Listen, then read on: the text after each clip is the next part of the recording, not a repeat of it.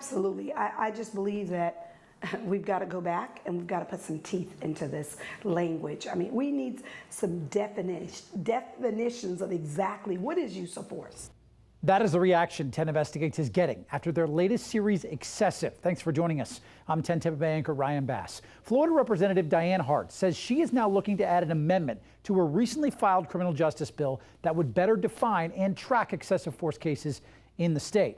She says action is needed after seeing the investigation that our team has worked on for the past 6 months as they tried to track the mess that is excessive force data.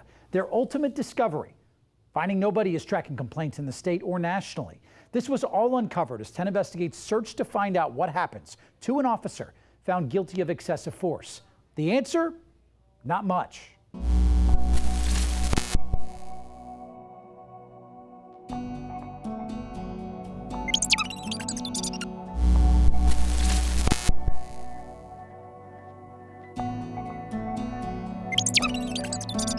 Get on the ground now! Get on the ground! Get your hands! Stop resisting! Stop resisting! Okay! Stop! Okay! I didn't do anything!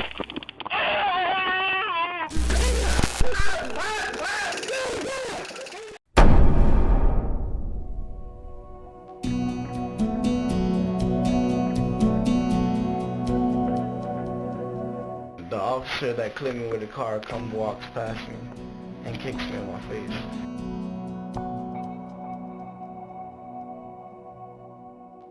On September 22nd, 2016, a teenager tried to run from police after being pulled over in Coral Gables, a suburb outside of Miami. I was like, bro, the handcuffs are too tight.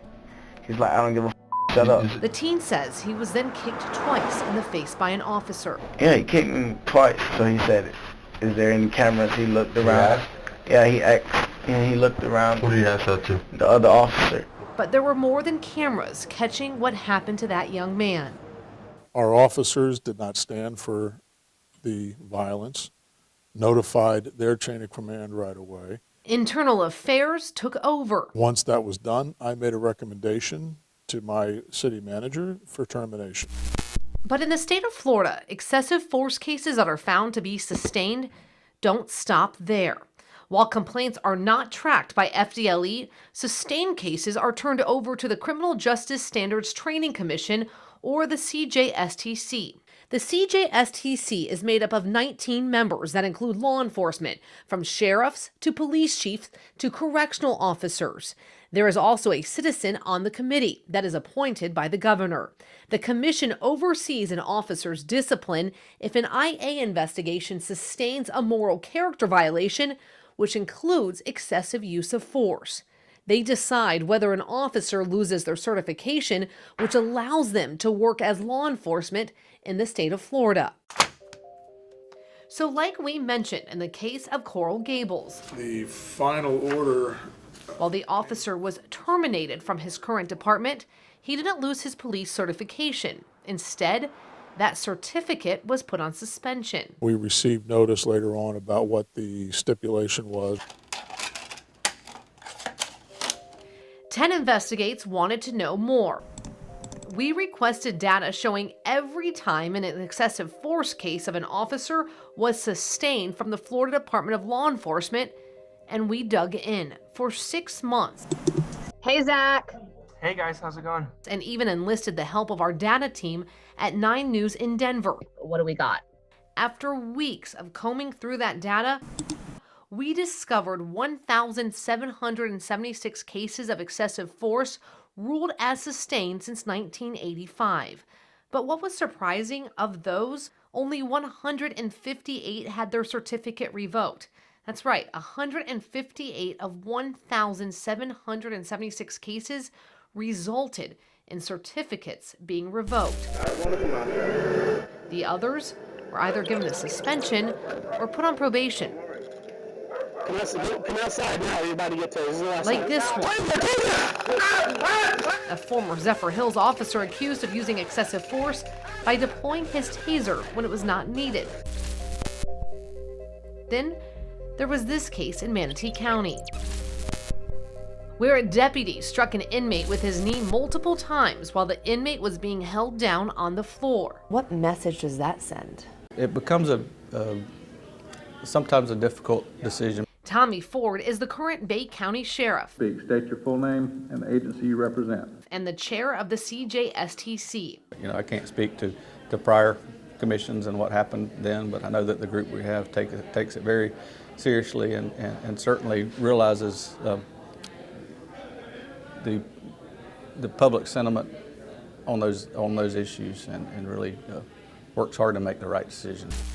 But I'm comfortable in the fact that what FDLE has put into effect is that anybody that is a CEO like me that wants to hire that individual, if they don't do their due diligence, that's on them. Chief Hudak says that's because a background check would bring up the officer's history. Hands on the bar. But 10 Investigates found some officers disciplined for excessive force continue to work at their current agency Hands on the bar, man. or move to other agencies and continue to work.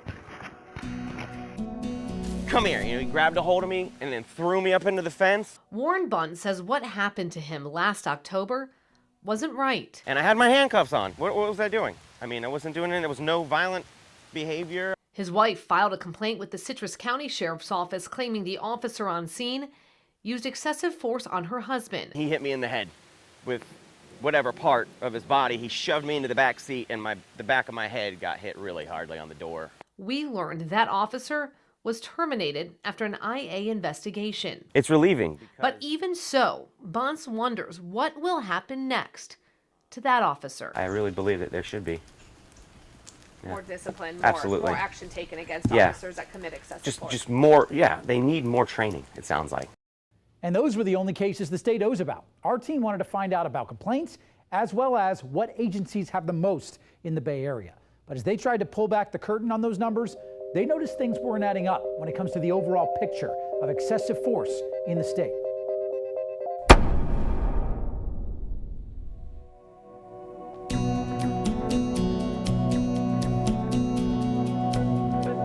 How many years have you been on that commission for? I believe I've been on the commission now about 6 years. Charlotte County Sheriff William Prumell is one of the 19 members on the Criminal Justice Standard and Training Commission. That's not what a law enforcement officer does. This board decides the fate of an officer if they are found guilty of a moral code violation, including excessive force. Case number 47021. FDLE does not track excessive force complaints. They did tell us in an email that they track the sustained cases sent to the commission. When it comes to excessive force cases, if a case was found sustained, that should be sent to you guys, correct? Yes. But 10 Investigates discovered that's not always the case. Take, for example, the Sarasota County Sheriff's Office. While there were 4 sustained excessive force cases within the department over the past 10 years, we know half of them didn't make it to the state. This man settled with the city for $90,000 of taxpayer money after an excessive force complaint was filed following an incident with him and a deputy. That incident resulting in a plate having to be surgically implanted into his face. That officer was put on leave and re-educated. In 2018, an administrative investigation was launched after a deputy was seen punching an inmate 3 times in the face. According to the report on that excessive force case, the force used was unnecessary given the level of resistance from the inmate. But that case never showed up in any of our documents from the state. We asked why. In an email, the Sarasota Sheriff's Office told us this case was never sent to the state because it only violated our internal policy. But according to this FDLE manual, a moral character code violation is a non-criminal act of conduct, which includes excessive force. When we showed the Sheriff's Office what we found, they sent us an email explaining, since your inquiry, we reached out to FDLE for clarification. We have chosen to update our practice to submit all sustained excessive force cases to FDLE going forward, and then take the case of Daniel Daly. I idolized him. I mean, he was just a great dad. I mean, he really was. Greg Daly says a day doesn't go by when he doesn't think about his father, who passed away last year. He was almost too nice. So when he got a call letting him know his 84-year-old father was in the hospital after an encounter with an Orlando police officer, he couldn't believe it. He broke the C3, which is called a hangman's break, That's what snaps when you get hung. It says people don't live when this is broken to the extent this is. To pick him up and slam him into the ground like he did. It was hard to watch because literally his feet were in the air. Tim Scott owned the local bar nearby and witnessed the whole thing. And they just pile drived him right into the ground. It was way too much excessive force. Daley was later rewarded $900,000 from the city of Orlando for his excessive force complaint, but there was never an internal investigation conducted regarding excessive force, so it's not part of the state statistics. I'm not sure what constitutes excessive force then. I mean, other than that, I mean, to be brutally slammed to the ground. An old guy, it wasn't some muscle guy. I mean, yeah, it was an old man. Now, this was all uncovered as we tried to track excessive force complaints at Bay Area departments ourselves. How many were sustained and sent to the state? We found some departments didn't have that information readily available, so it would cost us hundreds of dollars for that answer. Other departments had the info, but like the Sarasota County case, not all agencies were reporting sustained cases to the state. And like the Orlando case of Daniel Daley, his case was never investigated by IA. But Orlando police officials tell us that if this would have happened today, it would have been investigated, which shows us a discrepancy in numbers even just 10 years ago. To get a really great picture of excessive force complaints, if there needs to be training done, anything, it's just kind of, we don't really have a good picture of it. No, and I would say we probably don't have a really good standard database that covers all different levels of excessive force. My name is David, D-A-V-I-D, last name of Thomas, T-H-O-M-A-S. I am a professor of forensic studies here at Florida Gulf Coast University. Thomas is also a former law enforcement officer of 25 years. Do we have a good grasp of how many excessive force cases there are or have been in the state of Florida? Nope, and you never will. Even though there's, let's say, even if we have a universal standard, which we don't, you have to understand that there is an operational side to the way a police department operates. Thomas says universal standards mean a state statute that defines exactly what excessive force is. Until they actually decide, FDLE and CJSTC decides, we're going to train everybody the same, all the supervisors, this is going to be the universal thing, and then this is how we expect you to look at it, and this is how we expect you to report it. The data is not easy to find right now. That's the honest truth. It's not easy to find right now. You just got to hope that your law enforcement leaders are doing the right thing. And while there's no great statewide database, we learned there should actually be one, not just regarding state cases, but national use of force cases too. 10 Investigates uncovered a law passed 25 years ago to track just that, but it's never been followed.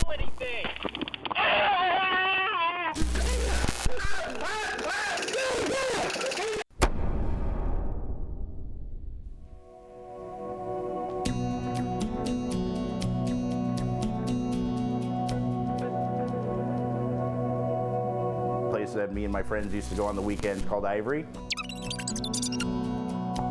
Man, they started yelling at me and saying I was being harassing people, and I said I'm just waiting for my ride home. That's when I stood up, and then the officers basically just rushed me and just started pounding on me, wailing me. What happened to Jason Dragish is etched in his mind forever. It was also caught on surveillance video inside that club. I mean, my entire face was just bludgeoned, black eye on both faces, cut on my lip, swollen lip. 10 Investigates discovered FDLE doesn't track complaints. They do track the cases which were decided by the officer's department to show excessive force. The federal government should be tracking these cases too. It is federal law that was passed in 1994, a law that then Senator Joe Biden had a big hand in writing. It's all right here in black and white. Title 42, Section 14142 requires the United States Attorney General to acquire data on the use of excessive force and to report on it annually. We emailed the AG's office for all 25 annual reports. They admitted the Violent Crime Control and Law Enforcement Act requires the Attorney General to acquire data about the use of excessive force by law enforcement officers. But they didn't attach any of those reports we requested. Instead, they sent us a link to the Bureau of Justice Statistics, where they say they've made efforts to acquire that data. Has that ever happened? Have we ever had an annual report? Not to the spirit of the language of that statute. I mean, the intent there was that every year there would be a report on use of excessive force by police. That's Matt Hickman, a professor at Seattle University. He used to work at the Bureau of Justice Statistics. He says they attempted to collect data from police departments on citizen complaints about police use of force in 2002, even published it. The author on the report, Matt Hickman. And is that the last time that was collected then? That was the first and last time that it was collected and reported. After I left BJS subsequently collected additional waves of complaints data, but they never published them. Why hasn't it been followed? To be fair, it's a tough nut to crack. It's challenging. And does that mean we shouldn't do it? No. Does that mean that we shouldn't try? No. But it's never been properly resourced. 10 Investigates reached out to Florida's 2 members of the House of Representatives who are on the Congressional Law Enforcement Caucus, Val Demings and Debbie Wasserman Schultz, for months to ask their thoughts about this and if they would push for the law to be followed. Wasserman Schultz never got back to us, and Demings never had time to speak with us. Congress needs to pass a law saying that this is mandatory, that agencies will report data on the use of force to the federal government. So you need Congress to pass a law. Second, you need to resource it properly. Some experts say the data collection is critical because it would give agencies a better look at where possible trends lie, possible training that could be implemented. Resisting! Get your hands up! Stop resisting! I remember being on the ground saying, you guys got this wrong. This data would also provide transparency, helping to build relationships between law enforcement and the communities they serve. I think there should be a database, if not statewide, nationwide. Many say better tracking would mean better training. That's why Representative Diane Hart was surprised to see our report. She spoke with 10 Investigates and had thought that the law that the legislature just passed would fix this problem, but now says that's not enough. The statute currently only requires use of force cases that cause death or serious bodily injury to be tracked, leaving it up to the departments to determine what serious actually is. That has her now looking into redefining that law. I'm glad you brought it to my attention. I mean, sitting there when you're debating these bills and you're trying to get language passed, a lot of stuff gets past you because you talk about it and then you assume it's there. And you don't have time, plenty of times, to go back to read every single line because things are moving so quickly. And you're grateful to be able to get a bill passed with some information in it. So I think we slipped. You need to take it a step further. I absolutely believe we need to go a little bit further. And while Representative Hart gets to work on a better tracking system that experts say could lead to better training, some agencies, they aren't waiting around. They've already invested in new types of training to get use of force statistics in the state down.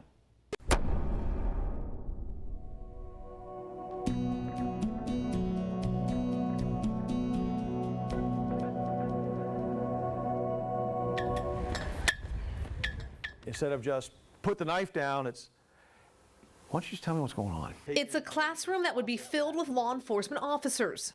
Cover and distance, cover and distance. From the Tampa Police Department. This is a constantly evolving process that they're going through. But today, what can we do to diffuse things? The students are our 10 Investigates producer and me. We need to recognize if we're barking the same order over and over and over again and we're not getting a response, when do we need to shift gears? Learning all about new training used by Tampa Police. ICAT training is a way of approaching and dealing with persons in crisis. The training put in place by then Chief of Police Brian Dugan and Mayor Jane Castor. Hands up! Don't shoot! After weeks of protest in the cities and across the nation sparked by the murder of George Floyd. I think that especially in this day and age, the need for this type of response and this type of training is very important. I think that the mayor and the chief recognized that trying to standardize this, along with a lot of other agencies, was a positive. According to its website, ICAT is a training program that provides first responding police officers with the tools, skills, and options they need to successfully and safely defuse a range of critical incidents. According to the site, 7 agencies in Florida have added this type of training to their curriculum. Tampa Police being the first one in the Tampa Bay area. Can they compose themselves or keep themselves composed even when you're tap dancing on that last nerve? The training takes officers from the classroom to potential real-life scenarios. I bet you would go up and fire really good. Calm down, just calm down and talk about what's happening. Which we also took part in. Come on, shoot me. No, sir. Shoot me. I don't want to go outside. I don't want to talk. Teaching participants how to handle a situation where use of force may not always be necessary. We need to focus on getting the baby out of here right now. We know that 1,776 officers have been found guilty of using force when not necessary in the state. That's according to state data. But in 6 months, 10 investigates found some agencies not reporting sustained cases to the state, which means ultimately the number are higher than what's documented. It's things that we've been using maybe under some different terminology or just approaching it from a slightly different angle for years. So it wasn't a dramatic shift for us, which was positive, I think, in a lot of ways. But this just packaged it in a way that if it made officers buy into it or understand it a little bit better. Good. Jared Dowds, who trains the officers, says some officers have already taken what they've learned and use it out in the field, which he calls a win. What can we do to help him? We're not just here to enforce the laws. He really legitimately may need some help. This is something that helps all the officers to look at other options. If there's one situation that gets resolved better as a result, doesn't that work out better for everybody? And it's not just Tampa Police. Other agencies are looking into adding this type of training to their toolbox as well. For an even deeper look into some of the excessive force cases that our team has uncovered, you can find it all right now at 10tampabay.com/10investigates.